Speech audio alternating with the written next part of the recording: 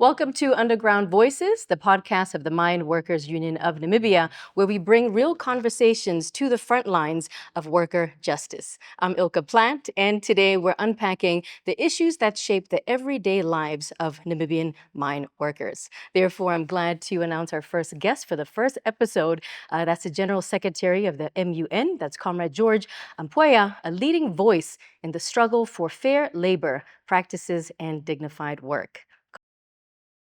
Thank you so much. I'm happy to be here. Great. This is a podcast long overdue, and it's necessary to educate, to also just inform the public. Let's start with the basics. I think let's start off with your role as General Secretary and how it aligns with the MUN aims, objectives, and goals. All right, thank you. My responsibility solely is to administer the union on behalf of the members. So our roles and functions are purely or mostly administrative. And in as far as it aligns to the objectives of the trade union, you need to be able to efficiently, sufficiently, and timelessly render service to the members. And that's where the office then comes into. Yeah. And hats off to the whole team. It's not an easy task, but you are there to represent very, very well. Let's take a step back. Mining industry sector has evolved over the past couple of years drastically. Having said that, maybe you can just give us an overview of how it's changed, and especially when it comes to employee working conditions. Yes, of course, it has changed drastically. I mean, with your multinational, especially with your multinational companies now opting to automate their operations, the need for permanent employees becomes less. And that then gives birth to the precarious working conditions, the undefined, contracts, short-term contracts, the fixed-term contract, because the need really to have permanent employees is not there anymore. So that change sort of negatively impacts the workers. Yeah. And that's where your job begins to now negotiate and at least try to have a great negotiation between both parties. You've mentioned labor disputes, outsourcing resources, not only just technology, but outsourcing it that Namibians don't benefit. And those are some of the conflicting issues that people go through. What are the trends and what causes this? And how harmful are those that I've mentioned to the employees? For example, when you outsource, you as a foreign investor, you come, you extract resources, you employ, but then you see that the wage bill perhaps becomes a bit more. So what do? You then opt to employ persons on contract by outsourcing the core business of the mine, which is in most instances your mining operations. So what does that do? It sort of takes away the obligation on part of the employer for example, on issues like fringe benefits, which has a monetary value on it. So when an employee is on contract, you don't necessarily need to offer medical aid or pension benefits or any other benefit. And I think that is what employers want to make the industry turn into, which is obviously to the detriment of the workers. And of course, as workers, without proper employment benefits, without proper contracts, it becomes difficult to sustain yourself. It becomes difficult to, for example, buy a house or have a proper standard of living by virtue of you being on contract. And I think as a trade union, we have positioned ourselves quite properly insofar as advocating for the absolute ban of employment on contract, or at least to introduce regulations that really regulate that form of employment. So of course, as a union, we have negotiated better benefits, even though employees are still on contract. I mean, legally, it is allowed in the country to operate a subcontractor or a contracting company. So that is an element that becomes a discussion for perhaps a bigger platform. But insofar as our mandate is concerned, we have negotiated benefits that takes care of these contractors. And we've seen MUN just, standing up, even going to courts and, speaking up for the rights of those individuals. Maybe perhaps let's continue more, dwell more on these challenges that MUN, fights on behalf, some of the success stories, just to make it more practical for the listeners and the viewers. Of course, our mandate, it should be clear to the viewers as listeners as well, that our mandate is to represent, not necessarily regulate. The regulator is the state. They implement the law.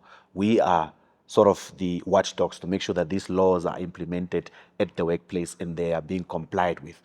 Now, when you have a law that is vague, the employers often tend to take advantage of it. A clear example is we have a law that speaks to retrenchment, collective dismissals, but then you don't have a law that deals with voluntary separations. And a clear example is the issue at Sinomine, where the employer initiated the voluntary separation. In fact, Rossing are the likes of those that has also introduced the concept of voluntary separation. Now, nowhere in our laws is voluntary separation regulated. So it makes it difficult for the union to advance certain issues. So what we then do is we attempt at best to take advantage of the internal collective bargaining process in that we propose recommendations to the employer, and with the assumption that the employer will come to the table and engage with us. Now, in the instance of Sinomine, and for us, it's a victory because they had initially initiated the process unilaterally with the view of not involving the union in negotiating the terms on which this voluntary separation shall be undertaken. And we insisted, and we used the law, and we insisted that the process should be negotiated, and the terms that is ultimately going to form part and parcel of this process should be mutually consented by both the employees through their union and the employer. And that's why we could manage to sign an agreement with Sinomine that sort of gave effect to our right as representatives to engage them on certain aspects of the process. Great. And so far, so good. Yes. And we need to talk about these stories so that we can see that it's not always just, rioting and striking and, negative narratives. But having said that, and it's having transparent conversations too, sometimes some union members will feel that MUN or their unions don't support them enough or don't do enough. But what are some of those challenges, and how do you, let's say, overcome that barrier that when the union does a lot, but sometimes maybe the outcome is not as fair as what it should have been? It's a very good question. And I think it speaks to what I said earlier, the collective bargaining element, because that's the only power, with the exception of strikes, which in most instances are not as effective as we'd want it to be. The collective bargaining element is the core function of the trade union. So it is a big give or take situation where the union will propose to the company and the company will then counter, and then it becomes a conversation. So it's not always a win-win situation. We try to engage our members and our structures on that. Once it comes to collective bargaining, it's for you to go back to the mandate, to convince the mandate for us to come to an amicable resolution for both parties. So for those that might see that there's not much being done by the trade union, it's not so much an always win situation, because like I said earlier, the regulation of the law, the implementation of the law rests with the state. Ours is to make sure that this law is being complied with. And should it not be complied with, we have then the recourse through the natural process, labor commissioner, and then the courts. And I think it should also be recorded as one of those significant, things that we do for our members. I mean, we're one of the trade unions nationally who have advanced workers' issues so far as the Supreme Courts. We have issues with the Supreme Courts. We have issues with currently under adjudication of the High Courts, and most unions don't take it that far. And I think it only speaks to the commitment that MUN has towards its members, towards its constituency. Going that extra mile. Yes. Comrade. For those that just joined, we are almost done with the episode, and please feel free to just give your comments, your opinions as well, and any suggestions or maybe those examples that you've noticed. Almost coming to the end, comrade. MUN has been all over the country, stakeholder engagements with the roundtables. Maybe number one, put in perspective, what were the roundtables about and how important is that for accountability, transparency, and just having that open dialogue, open communication? Well, perhaps it's good to put it out there that MUN has significantly changed. It has evolved with the times. For the better. For the better, definitely. And one of those critical areas that as leadership we took very seriously is what is the image out there? What are people saying about MUN? Its operations, its level of influence. And we realize that there is quite a gap between the leadership at national level, leadership at regional level, and then its general membership. And we then resolved to say, let's go to the members, let's reach out, and let's hear. Let the members hold leadership to account by posting and putting issues to us, putting suggestions. And I'm very happy that I've also picked up through the round tables. It was not more negative conversation. It was more a forward-thinking conversation, because members really came out with tangible recommendations to leadership, and it really did teach us in terms of how we move forward better, and introduce, for example, the benefits that we have introduced that speaks to the needs of the members. And I think it's very essential to, when you run an institution such as this one, that it should be run on the mandate. It not necessarily decisions being made in boardrooms, but it should, leadership should be able to go on the ground and listen to the members, and of course consolidate those views into tangible feedback. We visited Erongo, we visited the north, we visited the central as well as the south, and consolidating those views, it was more about accountability. What is it that we are doing, and how are we handling? For example, there's an issue that came out quite strongly: the resources of the union. How is it managed? I mean, we subscribe to the Labour Act. We are registered in terms of Section 57 of the Labour Act, and we account to the Labour Commissioner. So our audited financial statements are shared to the Labour Commissioner. That's not a secret.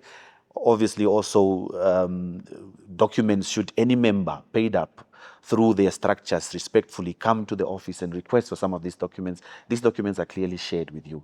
In fact, we are moving towards sort of course, automating our processes as well, where members can go to apps and just download necessary documents.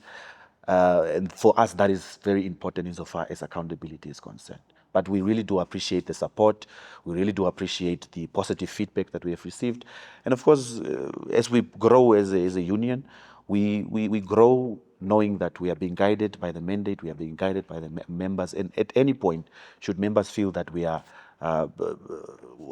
going off the rail, they can call us to order at any time through, of course, the set structures. Yes. Yeah. And I'm glad to say that in the next episodes, we're going to speak more about the benefits. MUN now has apps and, changing with the times, which is a good thing. Comrade, as we come to the end, I would like you to define, what does fair, dignified mining sector look like to you, number one, and how can we grow together by achieving that, if we haven't yet? Yes, of course, it's a process.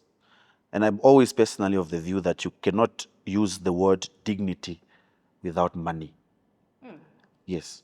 And we need to make sure that members and workers in the industry are having a living wage, one that sustains them, one that sustains their families, and one that also speaks to the level of employment that they are employed, the level of industry that they are employed into. You find subcontractors, mostly Chinese, that are having precarious conditions. No minimum wages, no conditions of employment set, no contracts. And that becomes a challenge, because as soon as you pay an employee that works in the mining industry the same as you'd pay an employee that works on the farm, that is a blatant insult. And that's something that the union continuously advocates for, and something that we are not going to accept at all. So dignity for me is to make sure that employees are getting their fair share of the cake. The conversations of resources being extracted from the country, that's a political conversation for us as a union. Yes, we support it. Yes, we're in agreement. But the current challenge now is to make sure that these resources being extracted from our country benefit those that are extracting them. We always have a saying that the machinery on the mines and the conveyor belts, they don't operate themselves. There are people that operate them, and we are in charge and responsible to making sure that these people are taken care of. So don't speak of dignity without money. We need to make sure that our workers are properly paid, and they are properly compensated, and they're properly taken care of. We need to copyright that tagline, comrade. Yes, no No, dignity without money. Yes, no, There we go. definitely. There we have it. Yes. Comrade, I can see the passion in your eyes. Thank you so much. Continue doing the good work that you do. You're most welcome. Thank you so much. There you have it. The fight for decent work is never finished, but solidarity keeps it alive. Thank you. That's to our guest on the MUN podcast for helping us understand the battles, the progress, and the road ahead.